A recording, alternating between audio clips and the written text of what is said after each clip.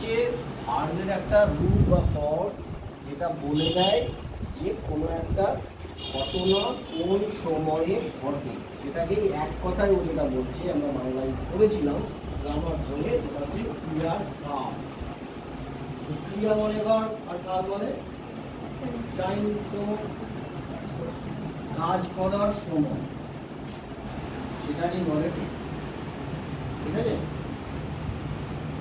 তো এই হচ্ছে টেন্স। তাহলে লেখো যে tense is the form of A verb.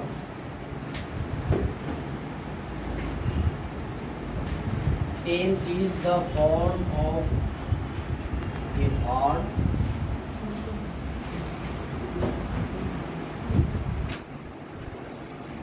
which shows the time of action. Which shows the time of action.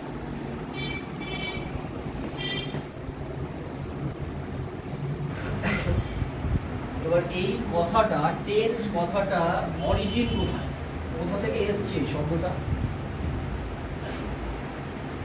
Time থেকে এসছে, কিন্তু টাইম শব্দটা অ্যাকচুয়ালি এসছে ল্যাটিন ওয়ার্ড টেম্পাস থেকে।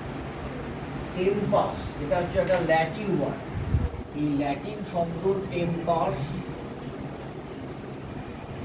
যার মানে টাইম, সেখান থেকে টেন্স কথাটা এসছে। টেম্পাস থেকে এসছে টেন্স, যার অর্থ সময়। এবার আমরা সবাই জানি যে টেন্সকে যদি আমরা ডিভাইড করি তাহলে তিনটে টেন্স পাবো, প্রেজেন্ট, পাস্ট, ফিউচার।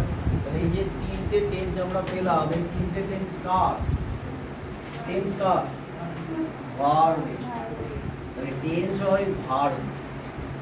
এবার এই প্রত্যেকটা যে টেন্স